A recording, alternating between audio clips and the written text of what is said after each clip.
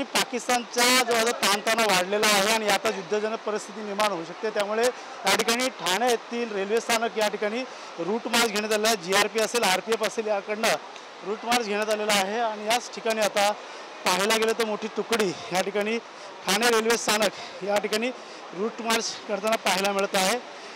एकीकडे मॉकड्रिल तर दुसरीकडे रूट मार्च या ठिकाणी घेतला जात आहे। सर्व जीआरपी जवान असतील, आरपीएफचे पूर्ण पोलीस दल त्या ठिकाणी पूर्णतः तैनात झालेले आहे।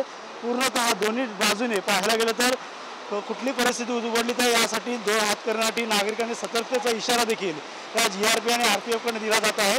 त्यामुळे पाहायला गेलं तर या ठिकाणी सर्वच आता जीआरपी आणि पोलीस दलातील अधिकाऱ्यांनी या ठिकाणी रेलवे स्थानक या ठिकाणी विजिट केलेली है। सर, क्या बताना किस तरह से रूट मार्च था, आने वाले समय में लोगों को अलर्ट करना चाहिए? हाँ, लोगों को अलर्ट के लिए रूट मार्च किया गया है। लोगों को अलर्ट और सतर्क रहने के लिए रूट मार्च किया गया है कि किसी भी चीज़ से या व्हाट्सएप मैसेज से घबराए नहीं और शांतपूर्वक रहें।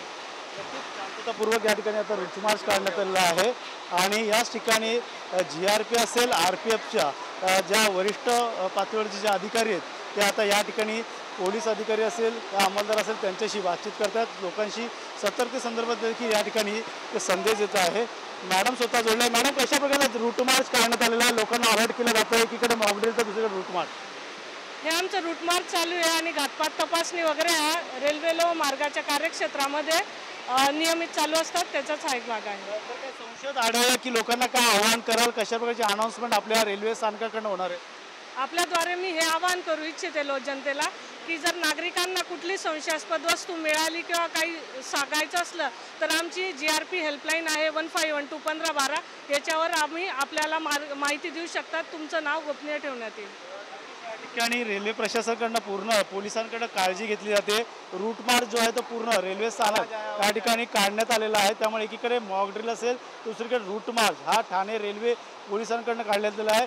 जीआरपीएफ असेल, आरपीएफची तुकडी या देखील यामध्ये सामील झालेली आहे। त्यामुळे लोकांना सतर्कतेचा देखील या ठिकाणी इशारा देण्यात आलेला आहे।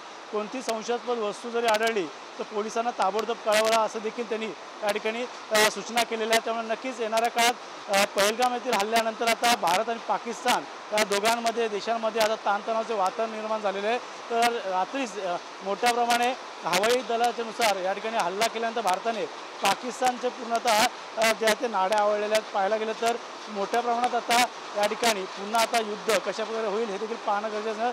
जशाच तसं उत्तर भारताने आता पाकिस्तानच्या दहशतवादी लोकांना दिल्यामुळे नक्कीच पाकिस्तान असेल, दहशतवादी असेल त्यांच्यावरती हल्ला केल्यानंतर मोठ्या प्रमाणात आता भारत असेल या पोलीस प्रशासन मोठ्या प्रमाणात अलर्ट मोडमध्ये देखील झालेली आहे। त्यामुळे येणाऱ्या काळात नागरिकांना देखील सूचित करण्यात आलेले आहे। त्यामुळे जो मॉकड्रिल आहे तो देखील एकीकडे घेत असताना दुसरीकडे आता रूट मार्च देखील काढला जात आहे आणि येणाऱ्या काळात आता पुन्हा आता भारत आणि येणाऱ्या ठिकाणचे संवेदनशील ठिकाणे ते देखील सुरक्षित आहेत का नाही याकडनं पोलिसांकडनं देखील तपासलं जात आहे। कॅमेरा रुपेशसह गणेश सुराट, TV9 मराठी, ठाणे।